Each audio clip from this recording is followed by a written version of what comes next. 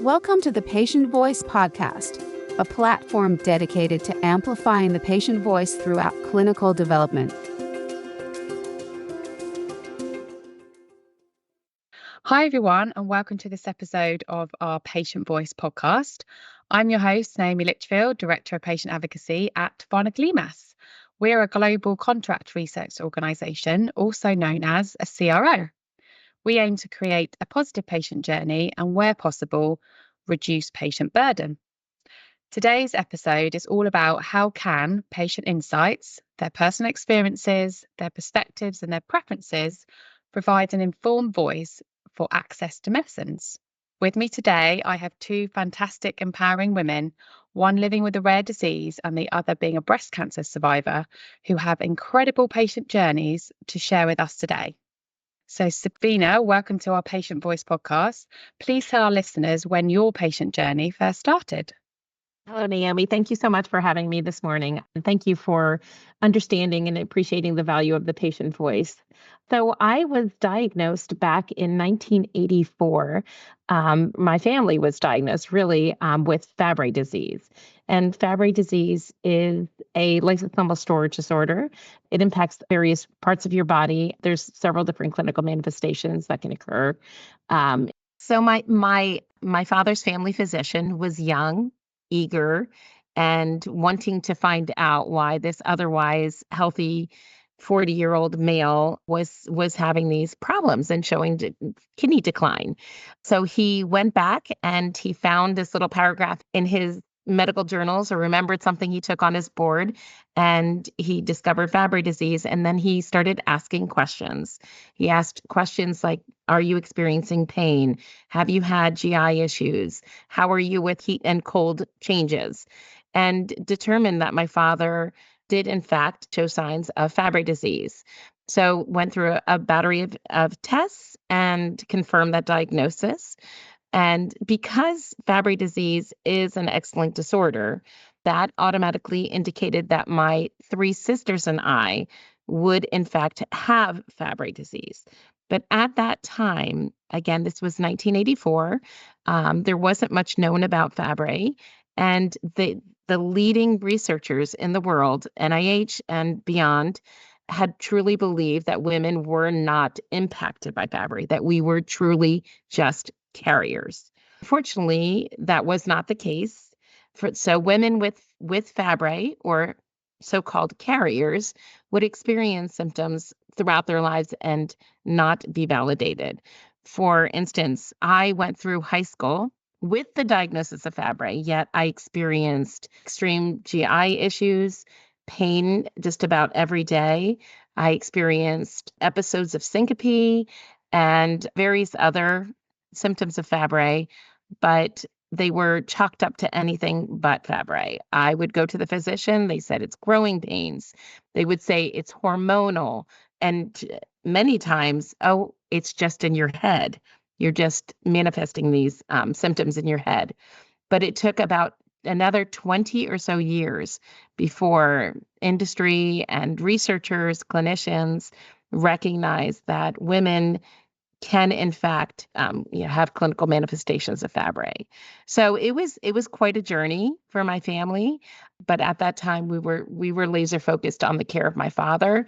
And again, these types of things become your normal, and you start to question when the physicians are telling you it's not the Fabry that's causing it. You start to question a lot of things, what's going on in your body, what's going on in your mind. So it was a difficult journey. And I think that it was unfortunately a common thread among women in the Fabry community. Wow. Thank you so much for sharing that, Sabina. And thank goodness for that doctor who went above and beyond and had that huge impact on your family's then life. And a perfect example of how important it is to listen to the patient. And unfortunately, I think that's common, the diagnostic odyssey and misdiagnosis in the rare community. And I'm sure a lot of them listening today can relate to that. So, Maimah, I'm coming to you next. You are quoted as a warrior in the breast cancer community. Please, can you tell us about your patient journey? Yeah, my mom taught me breast exams at 13 years old, and I didn't think they would matter. But she said it's important to do the breast exam every month. So as your body changes over time, you'll know what feels normal for you. And I'm so glad she taught me to do my breast exams, because 18 years later, at 31 years old, I'm taking a shower.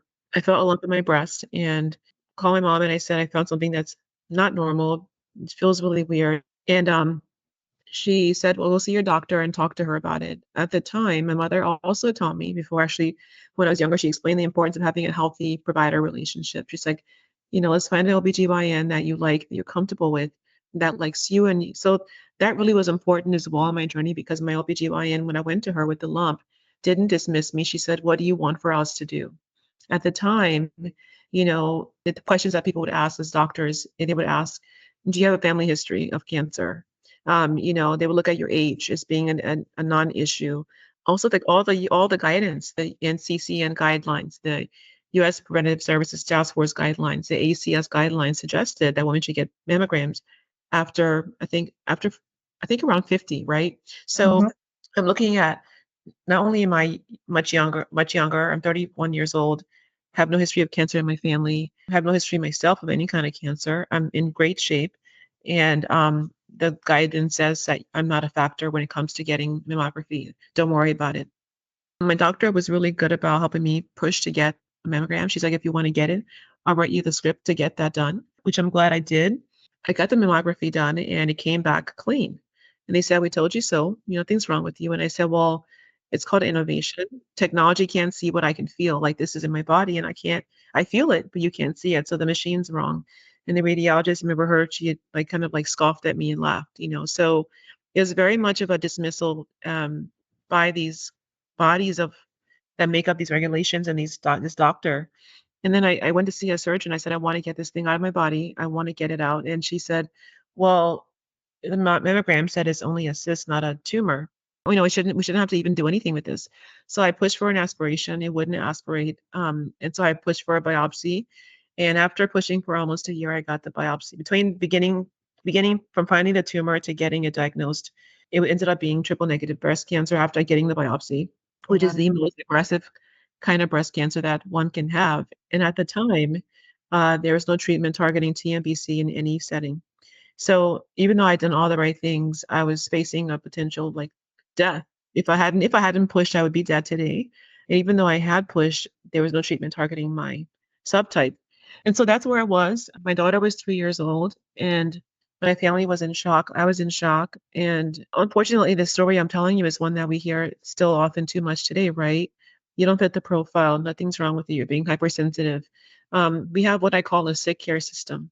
They treat you when you're sick, not when you're healthy. And when you are sick and presenting with symptoms, you have to prove almost how bad it is to get taken seriously, right?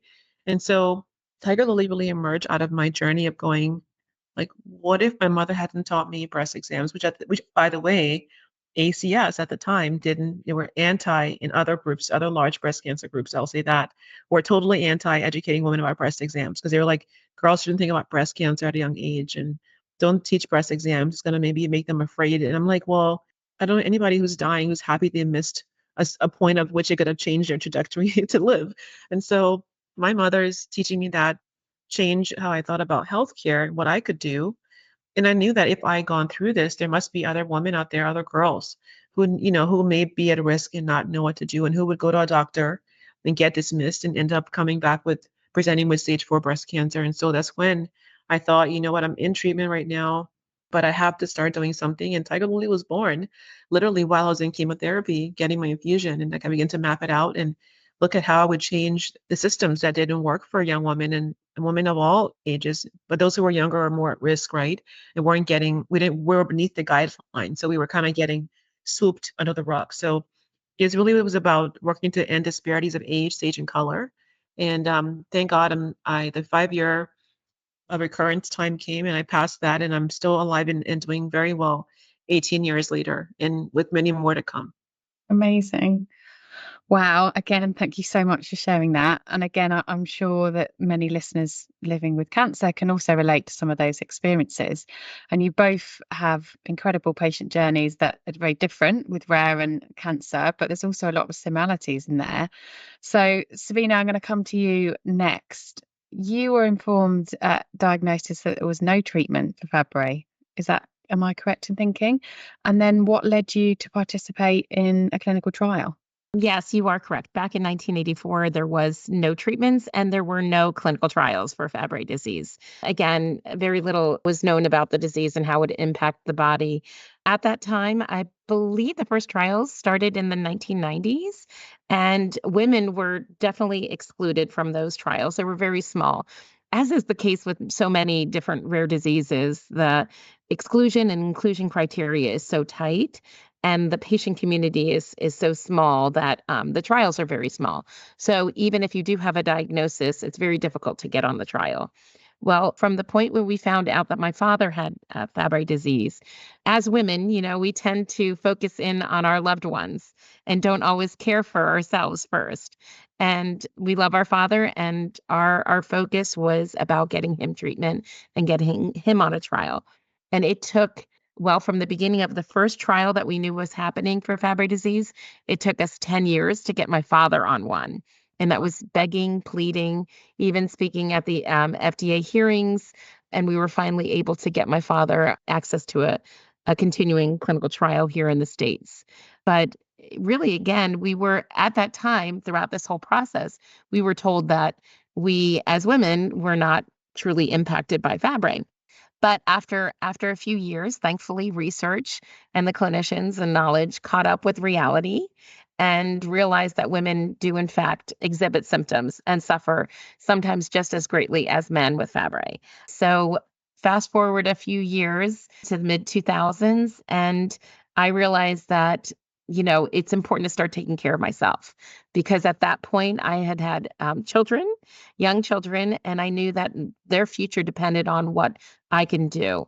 And again, because the rare disease community is so small, it's important for those of us who have the ability to step up and to take part in clinical trials to do so. And I was very, very fortunate because I had that ability, which I know is not the case for so many people. They don't have access to clinical trials. They don't even have knowledge of it. My physicians did not bring to me these clinical trials. I had to search.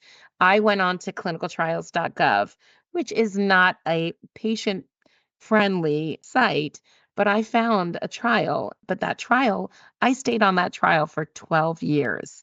And 12 years of my life that were involved traveling, missing things, just my children. I can't tell you how many school events I missed, but in the long run, it was worth it. It was a great sacrifice because I knew that I was able to do it, whereas so many other people don't. And one thing with clinical trials, something that I don't know if Maimah's had this conversation or this thought, but I truly believe that clinical trials should be a form or at least presented as an alternative to the standard of care treatment that's out there. So many people think that clinical trials need to be the last resort, that that's not something that it's after they've exhausted all the treatments that are already out there. Well, the treatments that are out there may not work for everyone. And I think that is incredibly important because clinical trials can also provide treatment and monitoring and care for individuals that either don't have health insurance, who don't have, other means to be able to get the care that they need. So again, I was very fortunate, and I was persistent and grateful that I could be a participant. Wow, amazing. And again, that's a great perspective and example to show industry and other patient groups that it's really important to take the time to engage with the community and see their lived experience, their experiences, their perspectives, because they're all different. And not everyone may share that same value and that same opinion, but it's all very important to listen to. So Maimah, your diagnosis and then treatment pathway was very different. What options were you given at diagnosis? At diagnosis, because there were no treatments targeting triple-negative breast cancer as a subtype, I was given whatever they thought was best to help me at the time, which wasn't targeting my subtype. So it was kind of like we'll throw everything in the bathwater at you and hope something works and have surgery and radiation. So I had surgery first and then chemotherapy, aggressive chemotherapy, and then radiation. And nobody ever offered me a clinical trial though. And so I look back at that and I asked at one point, well, when I learned about them, why wasn't I offered a clinical trial? And they said, well, you're not dying yet. And I want to say, she said like that, you're not dying yet. And I said, well, so Interesting. you expect that I'm going to recur and die, but you don't want to offer me a clinical trial. It makes no sense. There are drugs out there that I could have taken at the time. Can I have one now? Well, no, you're not in active treatment anymore. You're disease free. So why would you want to be in a clinical trial? And I said, I don't understand. So I have to wait to get cancer again, which you're saying it most likely will come back. And it was just very like mind blowing to me, like the lack of like common sense being displayed by the healthcare system. And so these are things that made me go into healthcare and become a warrior. I was like, because at first I went into it thinking, well, I'm just a girl that happened to get cancer, and I don't understand these policies. The people who are really smarter than me make them. I don't understand the healthcare system and how they're treating me. But people who are doctors and these PhDs and they scientists, they know better than me. And as I began to go through the whole process, I was like, they don't know more than me. They don't know better than me. These people are not using common sense in the policy and the healthcare. Even when I learned about biotech companies not engaging people that look like me in clinical trials, that was before 2019. I was asking these questions. Okay, who's making up these regulations that allow people to put drugs on the market that don't target all bodies effectively, right? So that was my experience.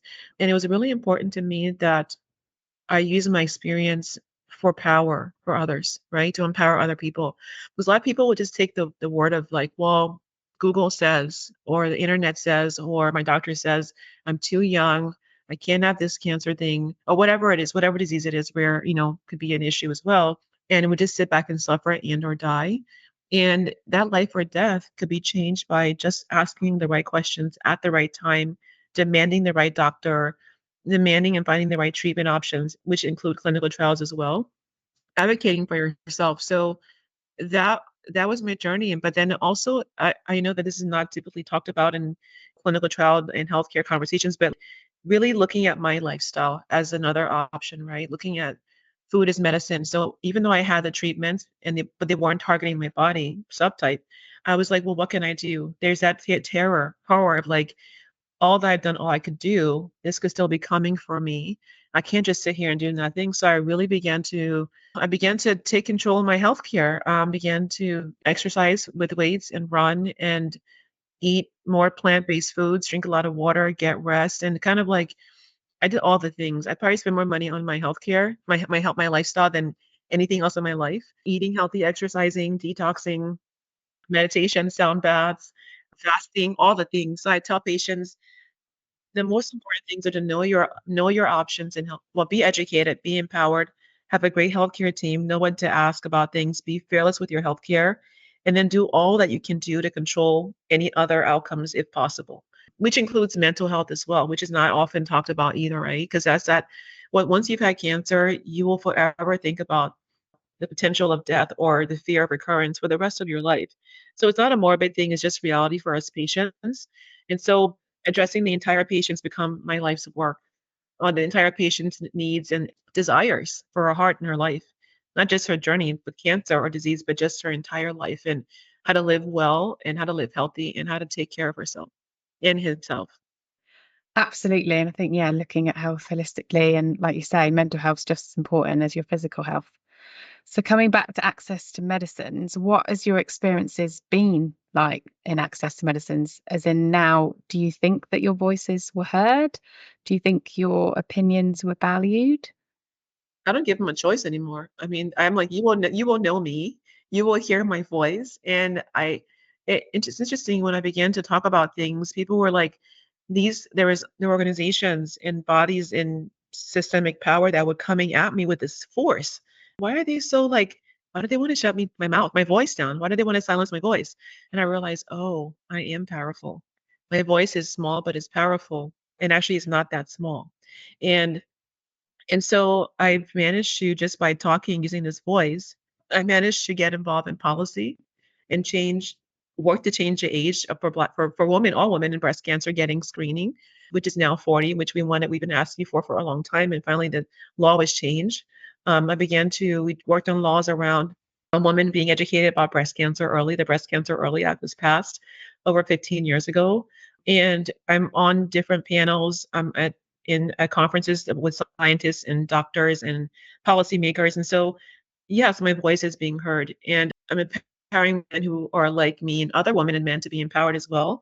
I do think that it's been great to see more patients involved in drug delivery, development and delivery, and community engagement and more investment. But I think more has to be done. I think that when COVID happened and the murder of George Floyd happened, there was this rush to, commitment to equitable actions and all of those things.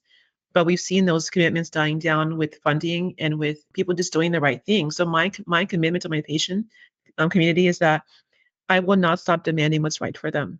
And we can't be performative as companies. We have to push companies to be equitable even when the spotlight's not on them. Which means that when things are looking a little bit better, there's things like the FDA diversity guidelines, which have to be done right by patients and communities that need that help the most. Yeah. So my voice is always going to be out there advocating for my patients, my community, and myself. Absolutely brilliant. Thank you so much, Maimah. And Sabina, what's been your experience? Well, my experience in advocacy and sharing the patient voice, it's interesting because again, I'm just so blown away by everything that Maimah has accomplished for the patient community. My journey is a lot different, I think, in regards, or I guess could be similar in some respects.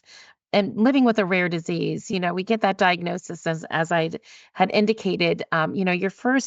Your first focus is going to be on your family. You know, learning about this disease. And it was very difficult because nobody ever heard of Fabry disease. So nobody in my circle, in my community, my workplace, my friends, my own physicians had never heard of Fabry disease. So your focus there is going to be learning about the disease as much as you can, and then caring for your loved ones. And in my case, it was our focus on our father. But then you realize that, you start to need to take care of yourself. And then you realize also the incredible value to find a community. Like we all need community, right, in life. And when you are diagnosed with something such as Fabry or any other rare disease or any disease state, you want to find others that are going through the same type of issues, that have the same fears and concerns and just worries. So I was able to connect with several other Fabry patients through grassroots organizations. And then from there, I realized that Fabry disease has so many similarities. You face those same challenges as other rare diseases. Again, people not knowing what your disease is like, how it impacts your life, especially those of us with invisible diseases. Someone can look at me and have no clue that I'm suffering on the inside, that I'm having an extremely painful day, or suffering from extreme fatigue. We don't wear a little sign that says, I have this disease. And it's very difficult. So again, my circle grew. It continued to grow. It went from just my family to Fabry disease to rare diseases. And then I realized that again, that as Maimah so eloquently put, the patient voice is so valuable. It needs to be heard. Scream it from the rooftops. Our voices need to be heard. And that is going into working with biotechs and pharma companies just starting out, whether it's researching Fabry disease or trying to establish equity and access for all patients. So I've been fortunate enough to partner with other organizations. Amazing. That was going to be my next question. So maybe you want to start, Sabina. So we have so many different listeners to this podcast. So they're patients, patient advocacy groups, industry, clinicians, regulators, policymakers. So having this opportunity, what do you want them to know about your lived experience? Well, all of our lived experiences are so unique. And I think it's incredibly important for whether it's clinicians or people who are designing the clinical trials or regulators to really incorporate the patient voice. I've been fortunate enough to be able to share my patient voice within different varieties, including meeting with the FDA and these. I am so incredibly happy that they're having more listening sessions and patient-focused drug development meetings, and they're hearing the patients. So to the patients out there and the people living with these diseases, no matter what disease it is, whether it's Fabry or if you're battling cancer or any other disease state, don't be afraid to share your voice. It's valuable, and don't doubt yourself, because I went through so much doubt and so many questioning myself, because it's very easy to sit in front of someone that's wearing a suit and tie in pharma, or wearing that white lab coat, and be intimidated and start questioning, is this really happening to my body? But don't sell yourself short. Your voice, your experience is so important, and you can only work together to succeed. Amazing. And Maimah? I agree with that. I think, again, like I said, your voice does matter. I never imagined when I began my journey that I would be in the position I am now, where I'm able to reach millions of people and help to affect change with patients one-to-one, with their families, with their communities, within pharmaceutical company, within drug, like within drug development, within policy. And so I tell people, I meet a lot of advocates now who are like, oh my God, it's so good to meet you really inspire me through my journey and all you've been through. And I'm like, well, I'm glad to meet you, because you can do this too. You're just beginning, but I wish I had a me on when I began. But that's why I did what I did. So you could have people like me. But I'm telling you that you are the next generation of change makers. So believe in yourself, and we give women opportunities to speak and do great work and support their families, and we support their communities, and we just help them know that they can get through this. And also, even if they don't get through it, no one's getting out of here alive. And so it's really about how you live your life every day with purpose and with passion and with hope and with authenticity and with fierceness about being present for the moment that you're alive. Speaking of which, it's really important to honor the families of people who are touched by disease, not even just cancer. Sabina mentioned having an unseen illness. My daughter has she has a issue she deals with that is unseen. When you see her, she's beautiful. People are like, oh my God. But there's days when she can't get out of bed, or she has a lot of pain, and she a lot of discomfort and fatigue. And so, I really think that one of the things that working in this space has given me is compassion for other people, because you don't know what anyone's going through at any given time. And I did mention the mental health journey and all those things. But I will say that the toll on families is also very huge, and we work to impact that as well. As advocates, Sabina and I both live with, in a sense, disease, whether it's active or not. But we have families that are on this journey with us. For me, it's my daughter who, as I shared before we began taping, she's had a mom who, since she was 3 years old, her mother had cancer. That's all she knows. Mommy had cancer, and she could die, and her friends are dying, and she's still here. And that fear has been there. And for me, thinking, okay, I never had targeted treatment. What if it comes back and I'm not here with her to watch her grow? And I've had the privilege of being here to watch her grow, and it's been so intentional. I don't know if I would undo what happened, because the intentionality I had with being with her and being present for her was more because I knew that the time is so fragile.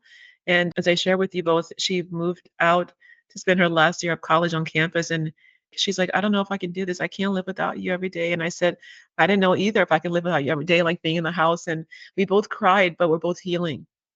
And those who are watching, if whether you're in pharma, whether you're in policy, whether you're a doctor, even if our treatment is done or if it's active still, we're always in the process of healing as patients, physically, emotionally, and mentally. Just be aware of that, and make sure that you're being an ally in every way possible. Yeah. And do you think all of your personal experiences has really impacted how you now engage with those stakeholders? So if you're talking about clinical trials, early access programs, any kind of treatment, you're bringing that back to the experience that you've lived, but also all the families that you support. Yeah, and that's what I'm talking. I'm always touching my heart, because I speak from here, I live from here, and if we can touch people's hearts, mine and yours, and those who are listening, we can provide more authentic, more heart-centered, more caring support treatments. And the journey of cancer, people just want to feel like, I can breathe, I'm safe, I'm okay, I can trust you and the experience. I'm going to be okay on the other end. And so wherever I am in delivering a message to a patient, to a member of their family, to anybody, my thing is that they feel like they're being helped. and that I care for them and I love them, and that we will be with them throughout this journey, or somebody will, wherever they are, they'll have that support. And so I take it with me wherever I go, that heart, that love, and that need to make people feel safe and cared for as they navigate this journey. Thank you. That's really moving. And Sabina, anything to add from a rare community perspective of your lived experience? Yeah, I echo so much of Maimah what we go through, and interestingly enough, hearing her story with her daughter, I think that is so much of what drives me is my family, and realizing how many other families are out there that need support. My daughter lives with Fabry. I have several family members that live with the disease. Mental health. Thank you so much, Maimah, for bringing that up. That is such a passion of mine. You don't realize, and especially when you are dealing with a physical disease, it's so easy. I know in our family it was so easy for us to focus on getting any type of treatments, getting to the doctor's appointments, dealing with all of that, that it's easy to miss what's happening, and the stressors and the depression, anxiety that builds when you're dealing with a chronic illness, or any illness of any sort. It impacts relationships. It impacts so much. And so thank you for bringing that up, because mental health is part of treating the whole person. But yes, and that especially holds true in the rare disease community that I see every day. And I think that, again, my why and why I'm doing this again is to bring that support to others, to make sure, as I alluded to before, I'm fortunate. I am not afraid to share my voice, whereas so many other people just don't have the ability to do so, the access to do so. So if I can get out there and I can share, and I could be a role model for my daughter, I'm so incredibly proud that she is picking up the baton, and I can see a future of her being an advocate, not only for herself, but for others. So I just push forward, and I just pray for the strength for all those living with any disease state now, and that I can help anyone come along. I wanted to add, my daughter's going into her degree is going to be in adolescent psychiatry. She wants to help young people who have been impacted by mental health, as you've dealt with a parent who has had, or who have a chronic or cancer other journey. And so when she first told me, I said, "Why do you want to do that? It's going to be, you've seen what I do every day, how intense it is. It is hard." And she's like, "But you did it, right?" And I said, "Yeah, okay, touche." And so that's what she's going to be going into. So it's like, that's how you make change. You pass it on to the next generation too, right? Yeah. Absolutely. How inspiring. Well, lastly, last question that leads me on nicely. At the end of all of our podcast episodes, we like to end on, what is your why? So why do you think it's important to provide patient insights when developing treatments? Sabina? Well, I think I touched base a little bit on my personal why, but if you look at the standpoint of development, even say, let's, as basic as the clinical trial design, when you're starting to do this, whether you're a small biotech company or a large established pharma company, it's so incredibly important to get the patient voice in there when you're designing the trials, because we all know that millions and millions of dollars are spent on trial design, and trials don't, it's, well, the percentage of success is low. But if you don't get the patient's input right from the beginning, and understanding whether a patient could realistically follow through with that protocol, it's just a waste of time. It's just a waste of time and money and energy. And honestly, it costs lives, because every day that goes by that there's not treatments for the so many of the, and in particular rare diseases. There's nearly 10,000 recognized rare diseases, yet only 5% of them have approved treatments. I mean, can you imagine the amount of families that are suffering out there and that are willing to share their voice?